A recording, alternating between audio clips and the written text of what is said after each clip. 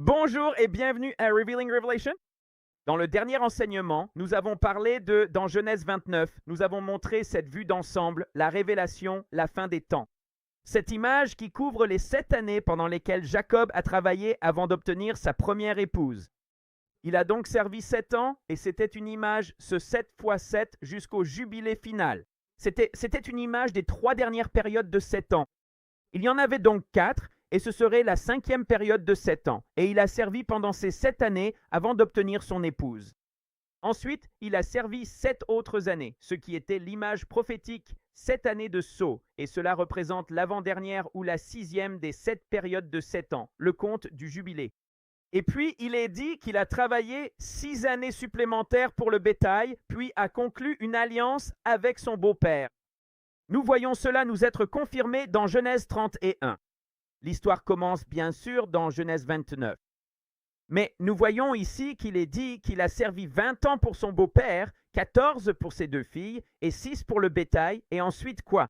Il a conclu une alliance avec son beau-père après ces 20 années. Ces 14 années ne sont pas les 14 années dont nous parlons ici dans ce ministère, car les premières de ces 14 années, les 7 premières, sont en fait les 7 qui précèdent l'épouse avant la tribulation. Tout comme Jacob, il a travaillé 7 ans. Il n'a eu personne pendant ces 7 années. Mais après les 7 premières années, il a eu Léa, bien qu'il s'attendait à Rachel. Léa est l'image de l'épouse avant la tribulation, après ces 7 premières années. Alors, que se passe-t-il? Il reste 7 années pour lesquelles il a dû servir pour Rachel. Et ensuite, il est resté 6 années de plus pour le bétail. Vous avez donc une image, les 6 années de sceau, et ensuite, les 7 années de sceau, puis 6 années de trompette avant l'alliance qu'il conclut avec son beau-père. Voyons donc s'il y a quelque chose dans cette prophétie qui confirme qu'il s'agit de 13 années, puis d'une 14e année finale où une alliance est conclue. D'accord? Regardez ce qui se passe si vous allez voir les discours et que vous examinez Luc, Marc et Matthieu. Donc, dans Luc chapitre 21, Marc 13 et Matthieu chapitre 24, qui se poursuit également dans le 25, mais je vais vous montrer ceci. Vous voyez que dans le discours de Luc, il n'est fait aucune mention du jour et de l'heure que personne ne connaît, aucune mention du fait que ce soit comme au jour de Noé. Pourquoi? Parce que le discours de Luc représente la période pré-tribulation à partir du verset 36 et une partie appelée ci-dessus. Il y a 50 jours avant les 7 années de sceau et les 7 années de trompette. Quand vous allez au discours de Marc, à la fin, au chapitre 13, vous voyez, pour ce qui est du jour et de l'heure, personne ne le sait. Pourquoi? Parce qu'après 6 ans, ce sera le Seigneur qui viendra avec le mont Sion céleste, au jour et à l'heure que personne ne connaît, ce qui correspondrait au moment de la fête des trompettes. D'accord? Et que se passe-t-il lors de la 7e année des sceaux? Vous voyez? Vous le voyez venir à la fin de la 6e année des sceaux, n'est-ce pas, quand tout le monde panique dans le chapitre 6 de l'Apocalypse parce qu'il le voit arriver, et c'est le moment de la colère de l'agneau. Vous voyez, c'est sa venue à ce moment-là. Et la 7e année des sceaux correspond à la grande multitude du milieu de la tribulation. Ensuite, vous avez les 7 années des jugements des trompettes. Et vous ne voyez rien dans le récit de Luc lorsqu'il vient à la fin des sceaux pour la grande multitude du milieu de la tribulation. Il n'est fait aucune mention des jours de Noé. Quand nous arrivons au chapitre 24 de Matthieu, il est dit « Pour ce qui est du jour et de l'heure, personne ne le sait, n'est-ce pas ?» Et puis il continue en disant « Mais comme au jour de Noé, ainsi en sera-t-il de l'avènement du Fils de l'homme. » Cette venue, le retour littéral du Seigneur, les pieds posés sur le mont des Oliviers. Alors, pourquoi Matthieu parle-t-il des jours de Noé? Eh bien, nous avons fait un enseignement là-dessus, n'est-ce pas?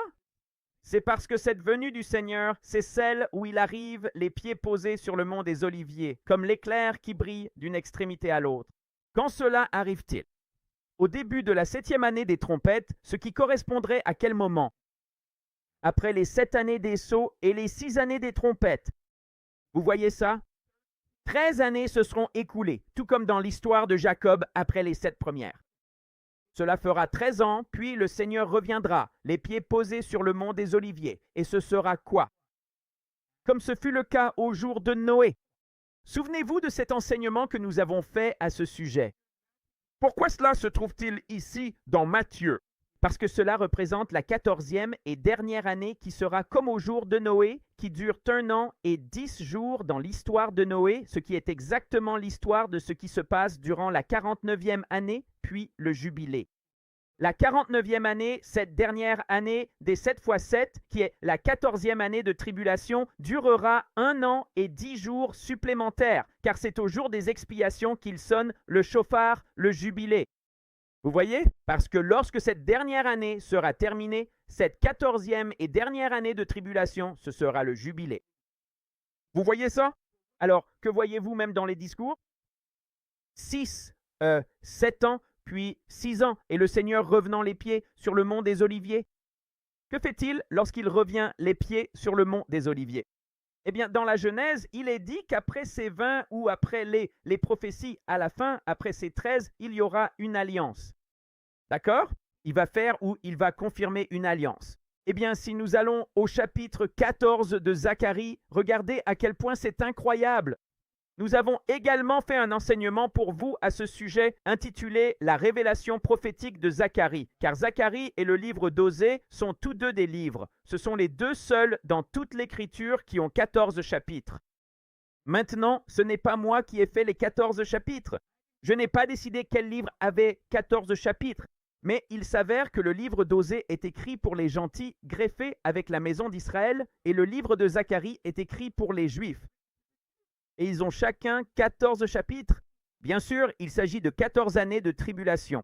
Eh bien, dans l'enseignement sur Zacharie, nous avons abordé Osée et Zacharie, mais dans Zacharie, dans l'enseignement que nous avons dispensé, nous vous avons montré, voyez-vous, que les 14 chapitres représentent prophétiquement des événements qui s'y trouvent et qui concernent les 14 années de la fin des temps. Et regardez ce qui se passe près du début du 14e chapitre de Zacharie. Le Seigneur est revenu les pieds sur le mont des Oliviers pour la seconde bataille finale. Sa première bataille a eu lieu à la fin des sceaux, la seconde bataille a lieu à la fin des trompettes. D'accord? En cette 14e année des trompettes, qui sera comme au jour de Noé. Quand? Au début de la 14e année. N'est-ce pas fou? C'est même dans la révélation prophétique, ce que nous appelons les chapitres en année, et nous révélons cela depuis de très, très nombreuses années. D'accord? Laissez-moi vous en montrer une autre qui, encore une fois, si vous ne l'avez pas déjà vue, l'étude du chapitre 9 de Daniel dans la révélation prophétique de la fin des jours de 14 ans, eh bien, je vous recommanderais d'aller regarder l'enseignement sur Daniel 9. Parce que tout comme le chapitre 1 de Zacharie voyait 70 années toucher à leur fin, le chapitre 9, verset 24 de Daniel parle de 70 semaines. Eh bien, l'Église vous a parlé de prophétie, disant que chacune d'entre elles équivaut à 7 fois quelque chose, ou 49, ou peu importe ce que c'est, n'est-ce pas? Mais en fin de compte, ces semaines représentent aussi la fête des semaines, n'est-ce pas? Shavuot, qui signifie aussi la fête des semaines. Donc 70 fêtes des semaines, ce qui signifierait quoi? 70 ans? Et dans le chapitre 1 de Zacharie, 14 chapitres, chapitre 1, 70 ans. Vous voyez, 70 fêtes des semaines sont déterminées pour ton peuple. Et regardez ce qui arrive. Il est dit au verset 25, « Sache-le donc et comprends. Depuis le moment où la parole a annoncé que Jérusalem sera rebâtie jusqu'à l'Ointe au conducteur il y a 7 semaines. » Eh bien, si cela représente 70 ans en tant que 70 fêtes des semaines, eh bien, que pensez-vous que cela représente? 7 ans, 7 fêtes des semaines. Vous voyez ça? Et qu'est-ce qui va se passer? Il est dit, jusqu'à la parole qui ordonne de restaurer et de rebâtir, ce qui signifie que Jérusalem sera détruite à un moment donné, ce qui est exactement ce que nous montrons, et il y aura un ordre pour la restaurer. Et à partir de ce commandement, nous savons que pendant les sceaux, la ville, les rues et le temple ne seront pas construits durant les 7 années des sceaux. D'accord? Seule la fondation le sera. La reconstruction de la ville, des rues et du temple n'aura pas lieu avant la première moitié des trompettes. Vous voyez ça? Alors, que sont ces 7 semaines? 7 ans, d'accord? Pas des multiples d'années, mais des années réelles, des fêtes, des semaines. Donc vous avez 7 ans, comme les 7 années des sceaux. Ensuite, que dit-il? Virgule, et ce qui signifie séparer, mais en plus de. Celui-ci dit 62 semaines. Eh bien, que sont ces 2 semaines? 2 ans. Alors, que sont ces 60? Ce sont des semaines réelles. Elles sont séparées parce qu'il s'agit de semaines réelles. Donc cela ferait 60 semaines, ce qui représenterait environ 1 an et 2 mois. Donc vous ajoutez cela à 2 semaines et qu'obtenez-vous? Vous obtenez 3 ans et environ 2 mois. Donc, pour simplifier, je dis généralement environ 7 et 3 ans et demi. D'accord? C'est environ 3 ans et 2 mois. Donc vous avez environ 10 ans et demi. Alors, quand la reconstruction a-t-elle lieu? Pendant ces 3 ans et quelques. Vous voyez, c'est pendant ces 3 ans et quelques que la ville, les rues et le mur seront reconstruits. Alors, qu'est-ce que vous avez? 7 et environ 3 ans et demi, vous avez environ 10 ans et demi. Que se passe-t-il à la fin de ces 10 ans et demi environ? Rappelez-vous que le Messie était là à la fin du 6e sceau. Vous aviez la grande multitude au milieu de la tribulation. La ville, les rues et le temple ont maintenant été reconstruits et le Messie est retranché. Pourquoi? Parce qu'à ce stade, le puits est ouvert. Et quand le puits est ouvert à la 5e trompette, au milieu des jugements des trompettes, vous allez maintenant voir quoi? Le déluge. Il va maintenant les poursuivre avec un déluge et il va y avoir une guerre qui va arriver, qui va se produire et il y en aura jusqu'à la fin de cette guerre. Eh bien, encore une fois, je ne veux pas refaire un enseignement complet sur tout Daniel 9, mais je vous montre la 13e à la 14e année. Regardez ce qui se passe. Donc voici Zacharie 11, ce qui serait quoi?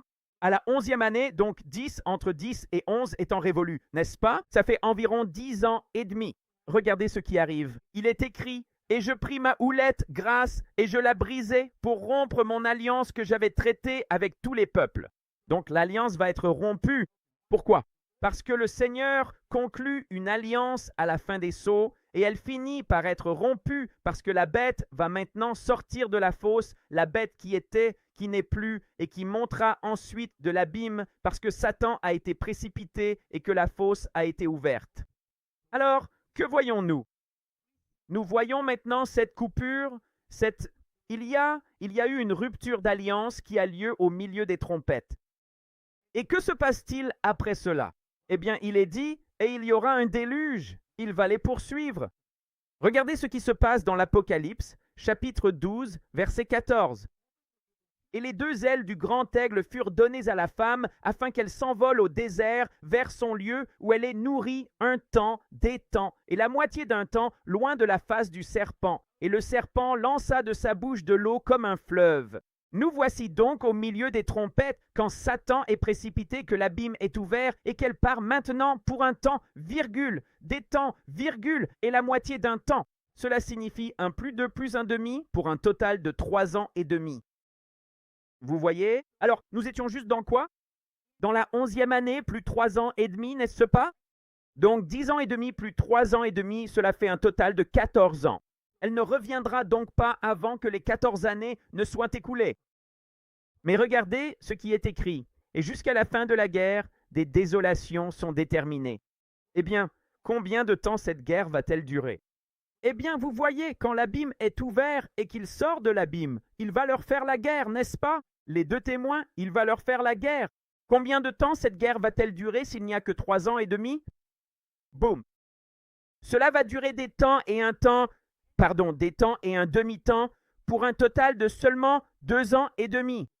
C'est pourquoi, lorsque vous arrivez ici, cela fait un total de 13 ans. Et regardez ce qui se passe. Il reste 1 semaine, soit 1 année de plus, et que dit le texte? Il confirmera l'alliance avec beaucoup, pour beaucoup, pendant 1 semaine. C'est le Seigneur qui confirme son alliance lorsqu'il revient, posant les pieds sur le mont des Oliviers en cette 14e année finale, comme dans la révélation de Daniel 9. Où d'autres voyons-nous cette dernière? Nous voyons qu'Abraham finit par avoir Ismaël quand il a 86 ans. Et puis, dans la Genèse 17, Abraham a maintenant 99 ans et Ismaël a 13 ans. Et que fait-il? Il conclut une alliance avec Dieu. Dieu conclut une alliance avec lui après 13 ans. Et puis, vous allez dans la Genèse 21 et regardez ce que nous voyons. Abraham a maintenant 100 ans et le fils promis, Isaac, est né. C'est la 13e et la 14e année finale. Au revoir pour l'instant.